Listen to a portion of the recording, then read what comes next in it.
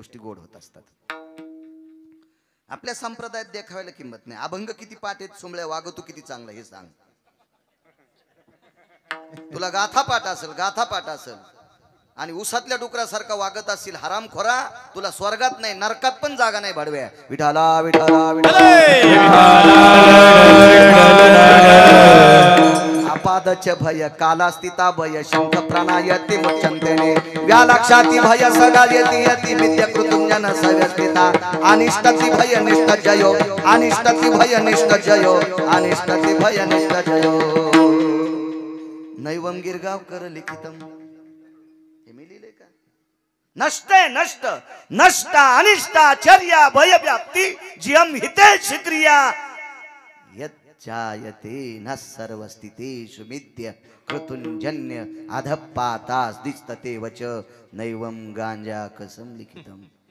कथनी पठनी करोनी काया राहनी वातुनी वाया गाया राहनी वातुनी वाया गाया राहनी वातुनी वाया गाया कथनी पठनी करोनी काया राहनी वातुनी वाया गाया राहनी वातुनी वाया गाया राहनी वातुनी वाया गाया.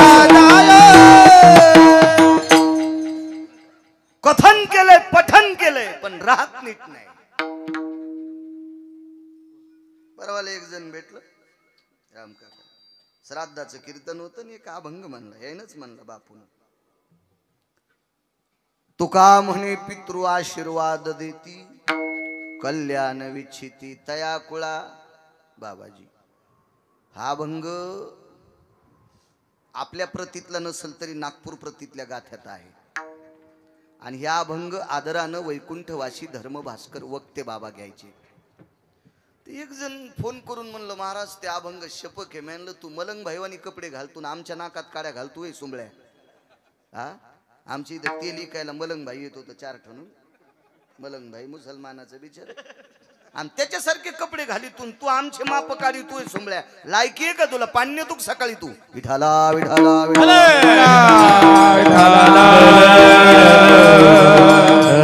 या संप्रदायात निष्ठेनं वागणाऱ्या लोकांना किंमत आहे. पाठांतर खूप असेल तुला, तू ज्ञानेश्वरी वाचित असशील, गाथा वाचित असशील, या संप्रदायाच्या पोषक चौकटीत जो वागतो त्याला किंमत आहे. बाकीच्याला कोणाला किंमत नाही. विठाला विठाला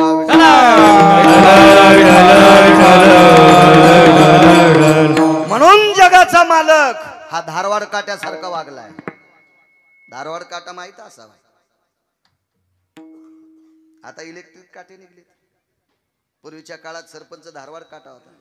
धारवाड काट्याला 2 पारडे असायचे. एका पारड्यात एक वहीचं पान टाकायचं आणि दुसऱ्या पानावर फक्त पेन्सिलची रेघ ओढायची तरी काटा खाली दबतो.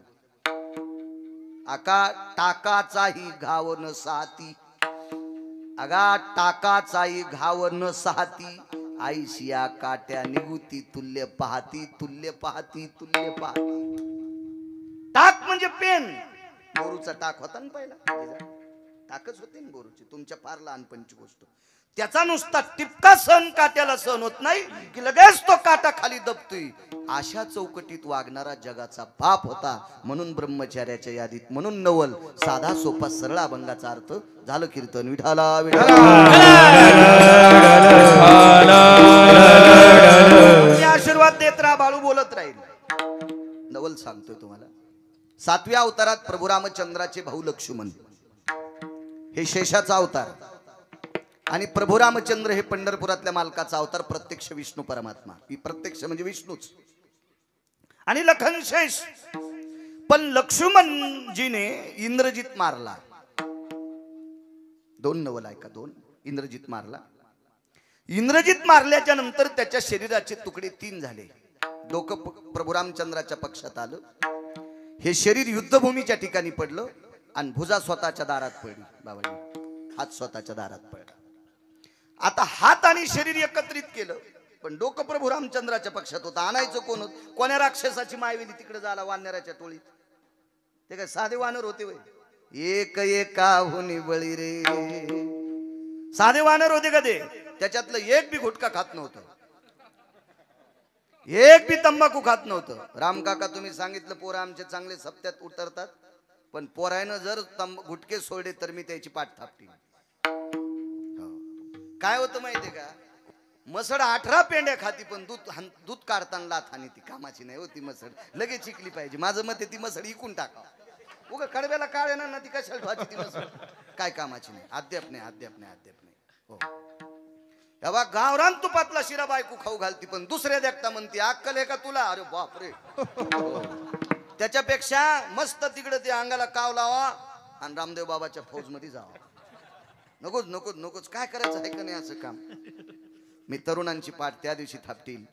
किमान इथल्या 2 तरी तरुणांनी या सप्त्यात माळी घालावा. आपला खर्च कारणी लागला. हो राम काका, ह्या तरुणांनी सकाळी आंघोळ झाल्यावर एकदा माईच्या आणि बापाच्या पाया पडत जावा. जो तरुण आपल्या माईच्या आणि बापाच्या दिवसात एकदा पाया पडतो का, त्यानं बूट घातला तरी मी त्याला नमस्कार करतो. मी नमस्कार करतो. नवल नाही बापू, सांगा पुरावा. नमो तया माता पित्याचे पालन, नमो तया माता पित्याचे पालन, नमो त्या वचन सत्यवदे, नमो त्या वचन सत्यवदे. नमो तया माता पित्याचे पालन, नमो तया माता पित्याचे वचन, नमो त्या वचन सत्यवदे, नमो त्या वचन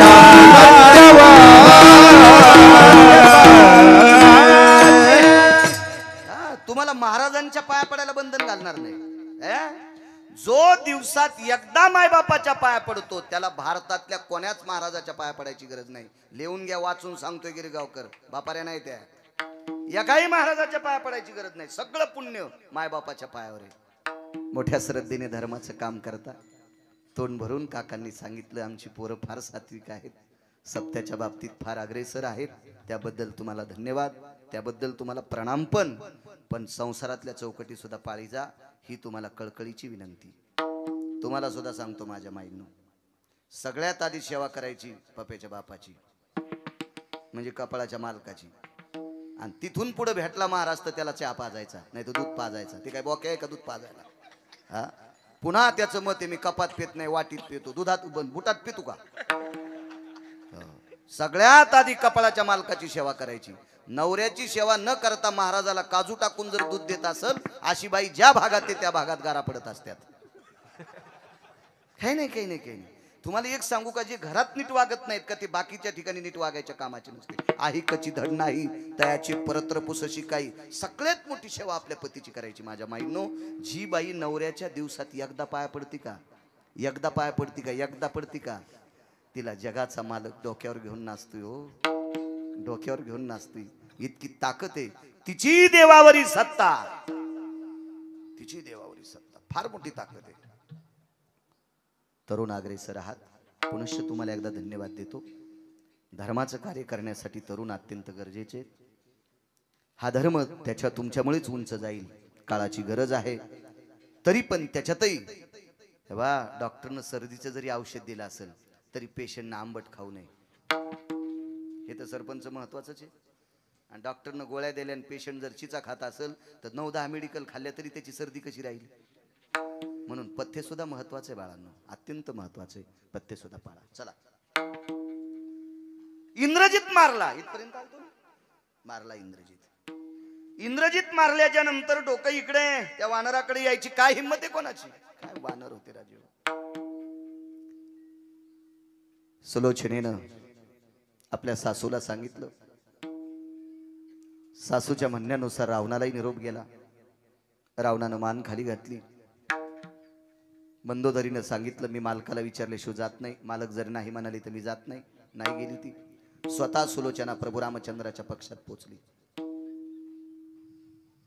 काका वानर किती गोड होते सांगू. आपण कधी न पाहिलेली, कधी न पाहिलेली, न बोललेली स्त्री आपल्या कळपात आल्याबरोबर प्रत्येक वानरानं तिच्याकडे बघून मान खाली घातली होती. मान खाली घातली होती. म्हणजे परस्त्रीकडे पाहत असताना इतकी दृष्टी वानरांची गोड होती. अगा त्या गोलांगुळाचे निकळे, लंकेशा कामिनी स्थित आगळे, हे चक्षुचे नवाळे धरणी पाहते. काय डोळे होते त्यांचे. त्या लंकेशाच्या रावणाच्या नगरीतली एक कामिनी आली, तिला बघितल्याच्या नंतर सगळ्यांनी मातीकडे पाहिलं, जमिनीकडे पाहिलं. इतका विवेक वानरांचा जागा होता, इतकी वानर प्रभावशाली होती, इतकी वानर तत्वानं वागणारी होती.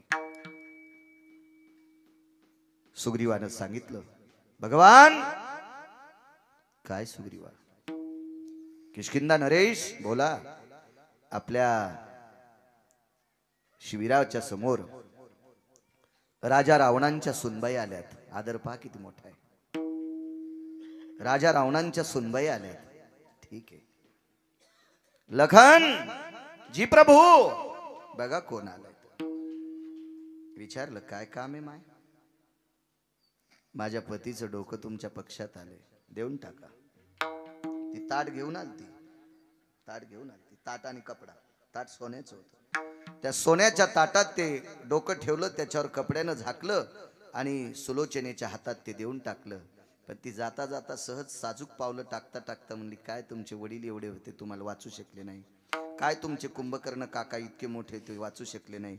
तुमचे एक काका प्रभू रामचंद्राच्या पक्षात गेले, ते वाचू शकले नाही? माझे वडील असते तर तुम्हाला मरू दिलं नसतं. ते खतकन हसलं आणि ते म्हणलं, तुझ्या बापानं तर काटा काढलाय. लक्ष्मणजीच्या लक्षात आलं, मारलंय मी. आणि हा म्हणतो तुझ्या बापाने मला मारले, मग मी हिचा बाप कसा होईल? बोधे आरुढस्य भयस्थितः. ज्या वेळेला त्रिकाल ज्ञानाचा विचार केला बोधानं, त्यावेळेला लक्ष्मणजीच्या लक्षात आलं, मी शेष आहे आणि सुलोचना माझी मुलगी आहे आणि इंद्रजित माझा जावई आहे. पोरीच्याच कपाळावरचं कुंकू पुसलं दादा महाराज, पोरीच्याच कपाळावरचं कुंकू पुसलं. बारीक चेहरा झाला राम काका. काय करावं? विटेवरच्या मालकाला जगदानंद कंद जगतपती भगवान प्रभू रामचंद्राला विनंती केली, दादा उठावं लागतो जावाई. खूप प्रयत्न केले, नाही उठीत आलं. शेवटी उठवण्याचा प्रयत्न करत असताना विश्वात एक नंबरच्या 19 संन्याशापैकी एक नंबरचा संन्याशी त्या मारुतीरायाने आश्रमातून एक श्लोक आणला. प्रभू रामचंद्राच्या पुढे श्लोक टाकला. तो श्लोक वाचिल्याच्या नंतर लक्ष्मणजीकडे बघितलं आणि सांगितलं, लखन उठीता येत नाही. कोण माहिती? जावाई नाही उठीत आला. पुढचा एक प्रकरण ऐका. प्रभू रामचंद्राच्या हाताने वशिष्ठांच्या म्हणण्यानुसार वशिष्ठांच्या कोर्टातला न्याय चुकला. लय मोठा लयचे न्याय चुकत असतील बरं का.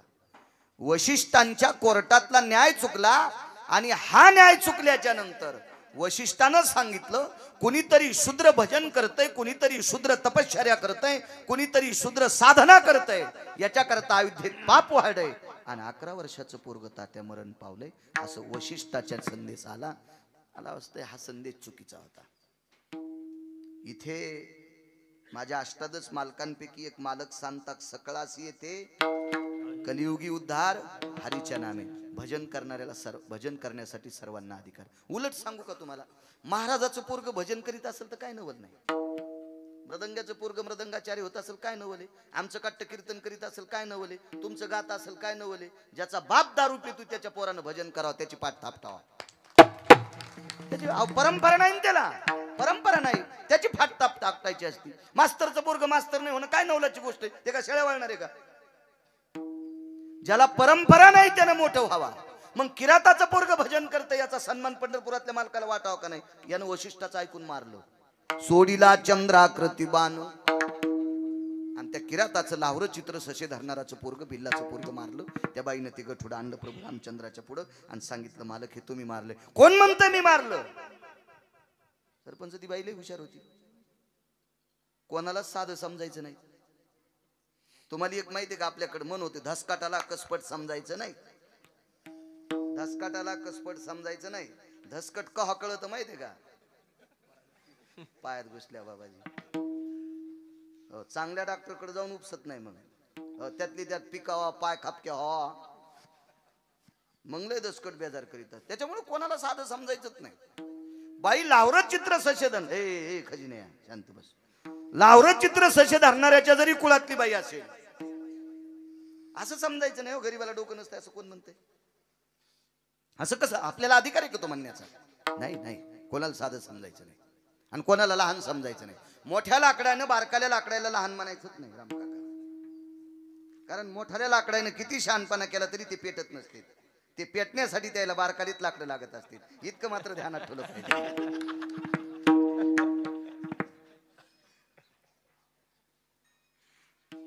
सरपंच तुम्हाला सरपंच होण्यासाठी तुमच्या गाडीत बसलेली तुम्हाला मतदान करतात असं नाही बरं. कधी कधी बारकाले करतात म्हणून तुम्ही होतात, हे बी ध्यानात ठेवा. बारकाल्यांना कधी साधं समजायचं नाही, अद्याप नाही. बारकाल्यांसाठी कधी बी गाडीचे काच खाली करी जा, ते आयुष्यभर तुमच्या पाठीमागे राहत असतील. विठाला विठाला विठाला.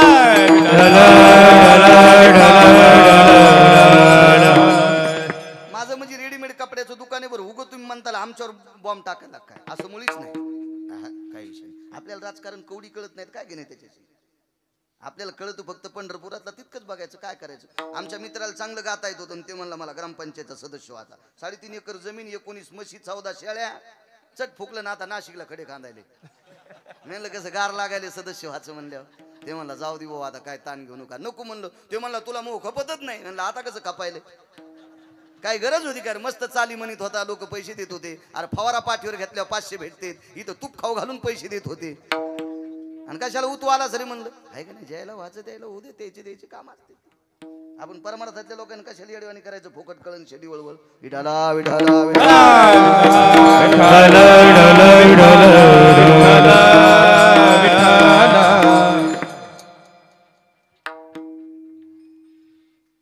बाईनं प्रेत आणलं, टेकलं पुढं. नवल सांगतोय, प्रभू तुम्ही मारलंय. कोण म्हणताय मी मारलं? ज्या बाणानं पोरग मेलतं का काका, ते बाण बाईनं पुढं टाकला. राम नाम मुद्रांकित तुनिर. राम नामाची मुद्रा होती त्याच्यावर. कोणाचा बाण आहे? साक्षीला सुमंत आहे. माझाची. या बाणानं पोरग मेले. पाय पडता येतं का बाईच्या? त्या हा जगाचा बाप आहे ना, पाय कसं पडता येईल? जिजा काय केलं माहितीये का? दोन्ही हात छातीवर ठेवले. नम्रतेचं लक्षण आहे. युद्धामध्ये ज्याच्या हातातलं शस्त्र संपलं त्यानं हातवरी कला. नम्रतेचं लक्षण आहे. मान वाकवणं नम्रतेचं लक्षण आहे. दर्शन घेणं नम्रतेचं लक्षण आहे. पण जगाचा बाप आहे, कसं पाया पडावं म्हणून दोन्ही हात छातीवर ठेवले, मान खाली केली. नम्रतेचं लक्षण आहे. जनावरात सुद्धा नम्रतेचं लक्षण आहे. एक कुत्र दुसऱ्या गल्लीत गेलं, ते कुत्रे जर त्याला डसत असतील तर यानं कष्ट घालायचा. कळालं ना तुम्हाला? दोन्ही पायाच्या शेपटीत शेपूट घातली की समजायचं नम्रतेचं लक्षण आहे. ते कुत्र त्याला बोच करीत नाही, काय करत नाही. याच्यासाठी पुराण पाहायची गरज आहे का? आणि सकाळी खाल्लेली भाजी दुसऱ्या दिवशी सांगता येईल त्याला काय पुराण पाहता येते? आणि पुराण पाहणार तरी कोणते? हे वाचून दुसऱ्याच हिचकायले. गोकुणी अक्षरे गोकुणी अक्षरे गोकुणी अक्षरे हरि गोकुणी अक्षरे वाद छळन करिता फिरे वाद छळन करिता फिरे वाद छळन करिता फिरे वाद छळन करिता फिरे छळन करिता फिरे घोकुनी अक्षरे आणि वाद छळना करीत फिरे. उदाहरणार्थ मी काही ग्रंथ वाचायचे तर दुसऱ्याचं छळन करण्यासाठी वाचिन नाही, मूर्खपणाचं टोके. नरकाला जाशील बाळा. शास्त्र आहे त्याच्यासाठी. व्यवहारातल्या गोष्टी काटेकोरपणानं चौकटीत जपा. जगाचा मालक आपल्या नित्य सानिध्यात आहे. फार गरजेचे, फार गरजेचे. मी नेहमी सांगत असतो, मुलाची आई जर स्वयंपाक करत असेल सकाळी 8:30ला, जर मुलाची लक्झरी येत असेल, टेम्पो येत असेल, काय त्याचा ते ऑटो रिक्षा येत असेल 8:30ला, तर त्याची आई स्वयंपाक करीत असेल तर आजीनं डबा भरावा. शाळेचा लेकराचा डबा भरावा. त्याचे सॉक्स द्यावा, त्याची पेन्सिल द्यावा बाबाजी, त्याचा बूट द्यावा. पण त्याची माय स्वयंपाक करीत तिने आजी तुळशी लिडे घाली ती. आणि त्या पोराची पेन्सिल विसरली, पेपर कोराच गेला. आणि मग आजी म्हणली, महाराज पोरग कसं भैतानेवानीच करायला, ताण घेऊ नकोस, ते मोठं झाल्यावर तुझ्या अंगावर ट्रॅक्टर घालणार आहे. कारण त्याच्या शाळेत जायच्या टायमाला तो तुळशी लिडे घातले ना, तो 100 ग्रंथ वाचायचे असते, पण त्याला शाळेत काढून देणं हा खरा हरिपाठ आहे. ही खरी साधना आहे, ही खरी ज्ञानेश्वरी आहे. घरात नीट वागणं याच नाव कीर्तन आहे. आपण घरात जर नीट वागत नसतो आणि 100-200 महाराज असे उकडूनच चिरून खाल्ले तर काय उपयोग आहे. आणि महाराजही तपासले पाहिजे. जो महाराज मायबापाला सांभाळतो त्याच कीर्तन ऐका. तो जर मायबापाला नीट बोलत नसेल तर त्याचं कीर्तन ऐकताल तर गावाला कुलूप लागन. दोघाशी पतन सारी खेशी. शास्त्र सांगतं बोले तैसा चाली त्याची वंदावी पाऊले, सांगे परी वागे त्याशी थोर मानावे आणि सांगे परी न वागे त्याशी चोर मानावे. काय करायचं नुसतं सांगून सांगून सांगत. आतापर्यंत सगळी सांगतच आली, वागतय कोण, करतय कोण, याला महत्वाचा भाग आहे. बघ प्रभू रामचंद्राने दोन्ही हात छातीवर ठेवले. बाईनं सांगितलं देवा ही म्हातारपणची काठी रे माझी, माझं उलट केलंस रे देवा. याच्या हातानं माझं सगळं व्हायला पाहिजे तर माझ्या हातानं लेकराचं व्हावा. ही उलटी गंगा वाहते रे देवा, याच्यावर काही करता येईल का तुला. जगाच्या मालकानं सांगितलं माय एकांतात तुला माफी मागतो पण मला याला जिवंत करता येत नाही. वाल्मिकांनी तसं लिहिलं नव्हतं ना, वाल्मिकांनी लिहिलं नव्हतं. ऐका नवल, जावायाला सुद्धा जिवंत करता आलं नाही, वाल्मिकानं लिहिलं नाही. स्वतः एक गरीबाचं पोरग मारलं, देवानं मारलं. याच्या पापामुळं, ह्या पापामुळं 11 वर्ष 53 दिवस त्याला मायबाप सोडून राहावं लागलं. वैकुंठीचा हरी आणि तान्हा यशोदेच्या घरी, देवकी सारखी माता आणि वसुदेवासारखा ज्ञानी पिता सोडून, यशोदा काही वाईट होती असं म्हणायचं नाही, पण मायबाप सोडून तिथं राहावं लागलं. हे किराताचं गरीबाचं पोरग मारल्याचं पाप देवाच्या डोक्यावर होतं. देवानं सांगितलं ते पाप फेडायला तयार आहे पण पोरग उठीता येत नाही, कारण लिहिलंच नव्हतं वाल्मिकानं तसं. मग एका असे कितीतरी पुरावे, फक्त 2च सांगतो तुम्हाला. त्या किराताचं पोरग उठिलं नाही, स्वतःचा जावाई उठिला नाही. आणि ऐका आता नवल, शिक्षण महर्षाचं पोरग, शिक्षण महर्षी नुसत्या भारताचा नाही बाबाजी, पृथ्वीवर जितके देश आहेत का या सर्व देशात एक शिक्षण महर्षी होऊन गेला. त्या शिक्षण महर्षीचं नाव आहे महर्षी सांदीपनी. पंढरपुरातला मालक त्यांच्याकडे शिकायला होता आणि पंढरपुरातला मालक त्यांच्या घरी शाळेत शिकायला होता. आणि या शिक्षण महर्षाचं पोरग समुद्रावर आंघोळ करायला गेलं आणि आंघोळ करता करता बुडीलं. मेलन ते मेलं. विद्या संपली आणि निघता निघता त्याच्या आईचं दर्शन घेतलं, गुरुमातेचं, सांदीपनींची पत्नी कृपीचं दर्शन घेतलं आणि येऊ का म्हणले. अरे तू इथं होतास तोपर्यंत काय वाटत नव्हतं रे, पण तू गेला की माझा मुलगा कोणात पाहू. देवाच्या लक्षात आलं हिला पोरग द्यावं लागते. मृत पुत्र जीवविला भगवान बुवा. आणि ते पोरग वापस आणून दिलं, भगवान घरी गेले. दृष्टांत संपला. स्वतः मारलेलं जिवंत केलं नाही किराताचं पोरग, स्वतःच्या सख्या भावानं जावाई मारला, जिवंत केलं नाही. आणि समुद्रात मेलेलं जिवंत करून दिलं, यालाच नवल म्हणतात. नवल केवडे केवडे, नवल केवडे केवडे, नवल केवडे केवडे, नवल केवडे केवडे, नवल केवडे केवडे,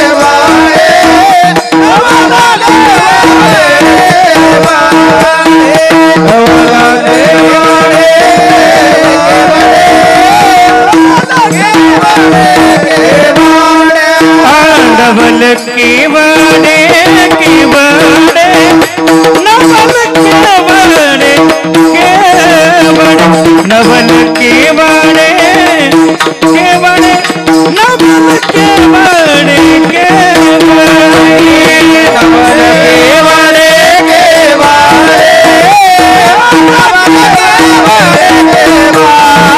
केवडे, नवल केवडे केवडे,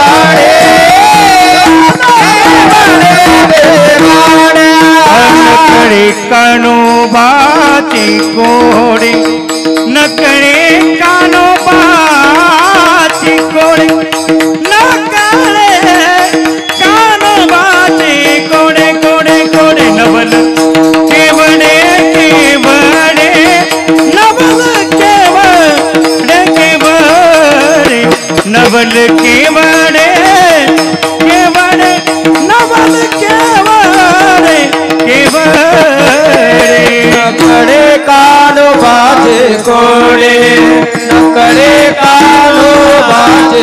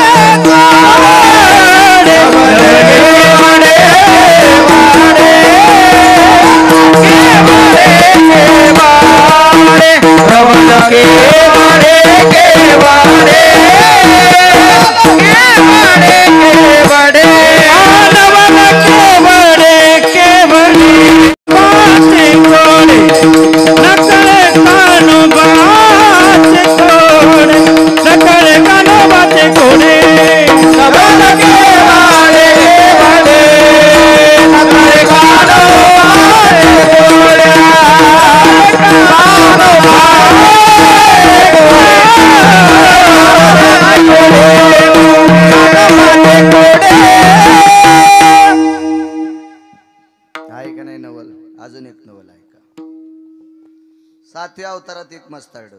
भाषा थोडी कडक आहे माझी. तुम्ही मराठवाड्यातच येतात का? जरा तुम्हाला पश्चिम महाराष्ट्राची हवा लागलेली. तुम्ही आमच्यापेक्षा 30 वर्ष पुढे आहेत. तुमचा काय मोठा वाडा पोकळवासा वारा जाई भासा भासा. आमच्याकडे लावऱ्या बसलेत त्याच्या पोटाला खडे टोचत येत. काय आता असं या येड्याला गेलं ना, तर दिवाळी झाली की सारी कुसळा अंगाला चिटकत येत. आमचं काय पिकल बळडी तर कळडी घोडी नाही, तो उदो अंबाबाईची पळडी. त्याच्यामुळे आमची भाषा जर शिकडकची काय त्याला लय एखाद्याला राग आला तर कीर्तन घेणार नाही. नको घेऊ तुला 30 गाव पाठ्याला 36 गाव. पैशासाठीच करायचे असतील तर असा पाईप आहे मला पैशाचा, त्याच्यामुळे नाही कोणाला सांभाळायचं. विठाला विठाला चांगलं सांगितल्यावर जरी एखाद्याला राग येत असेल तर मालकाचा पुरावा आहे. कमाने सत्य सांगो येवत राग येते, येवत राग येते, सत्य सांगो येवत राग येते, कमाने सत्य सांगो येवत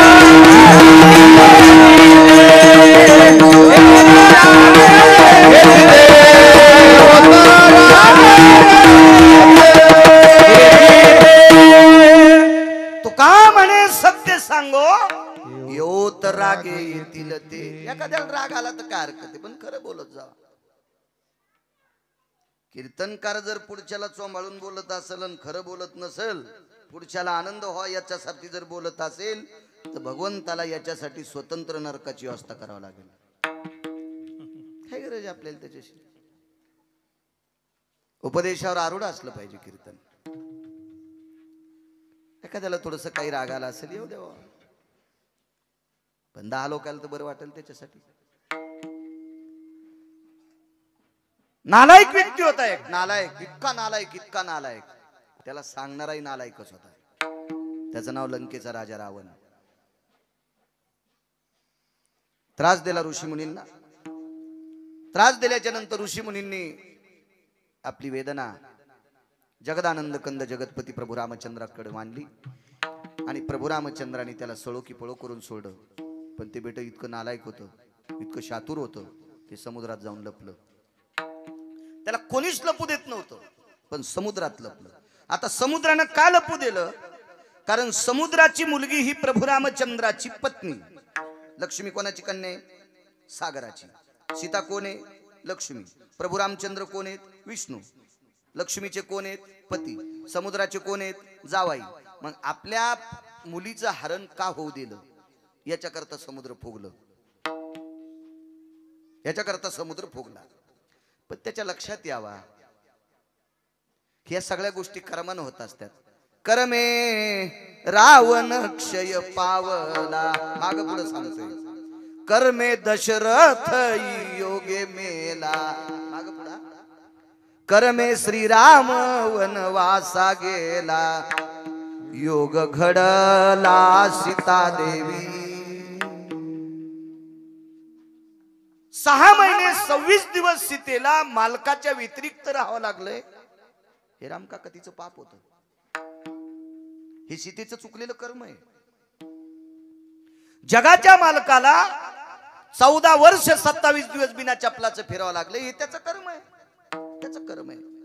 4 पोरं असताना राजा दशरथाच्या जवळ एकही, चौघे पुत्र राया दशरथा, 4 पुत्र, पण एकही अंतकाळाच्या वेळेला जवळ नव्हता. त्याचं कर्म होतं. रावणासारखा श्रीमंत भरत जर सोडून दिला तर रावणासारखा श्रीमंत जगात कोणी नव्हता. भरत हा तुमच्या ऐकण्यात नसेल. तुम्हाला फार काय झालं तर जड भरत माहित असेल, फार काय झालं तर भरतुरी हरी माहित असेल, पण भरत हा नावाचा राजा इतका मोठा राजा झाला, इतका मोठा, त्याच्यामुळे या भारत देशाला भारत देश नाव पडले. कधी जेने मुखे स्थावी त्याची निंद पाठी लावी, त्याची निंद पाठी लावी, त्याची निंद पाठी लावी. जेने मुखे स्थावी त्याची निंद पाठी लावी, त्याची निंद पाठी लावी, त्याची निंद पाठी लावी. स्वानसबिके बैसाविले त्याचे भुंकण नरारे उगावे. त्याचे भुंकणे नराहे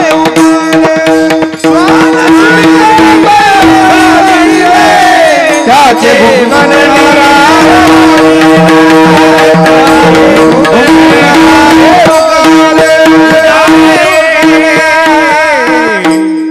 आज नानाही आले असते. आता या इंटरनेट काळामध्ये ही तरुण पिढी आहे का, यांच्या पुढे डोक्याचा केस किती बारीक असतो.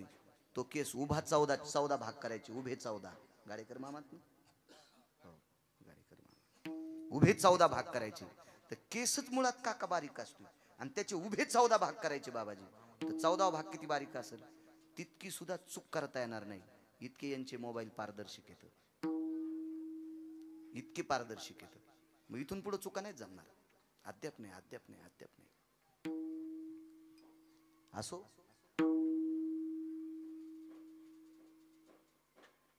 जेवायला बोलिलं महाराजाला. इथपर्यंत आलं ना, जेवायला बोलिलं. पण जेवायला बोलीच्या नंतर जेवढी सोबत होती सगळ्यांना पाणी वाढन, फक्त एकट्यात महाराजाला पाणी नाही वाढलं. कौशल्याई साहेब म्हणले, रामचंद्र जी आई साहेब जी. राम जी म्हणत होते हो. जगाचा बाप होता तरी आईला जी म्हणत होता, जी म्हणत होता. कारण तितकं मोठं नातं जगात कुठलंच नाही ना. तुम्हाला एक सांगू का, मुलगा ब्रह्मवेत्ता जरी झाला तरी बापाचं पाया पडून घेता येते.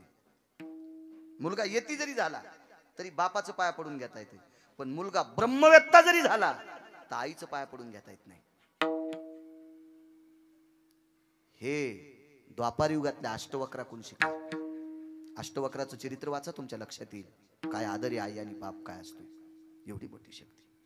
राम जी जी महाराजांना पाणी नाही दिलंस रे. आई, ह्या महाराजानं एका आचमन शब्द नाही कळायचा, एका घोटात एक समुद्र पेलाय. नवल सांगायलो काका, नवल. एका घोटात एक समुद्र पेलाय आणि समुद्र आहेत फक्त 7. आणि 7 घोटात काय म्हाताऱ्याची ताण जात नाही. आणि मग आपला अपमान होईल त्याच्यापेक्षा हात जोडू, जीव घालतो, पाणी पुढच्या अवतारात पाचतो. आता जीव घालतो आणि पाणी पुढच्या अवतारात पाचतो. विचारलं, राम आरो तू रोज, आरो तू रोज, आरो तू. हे राम जी, पाणी माफ करा.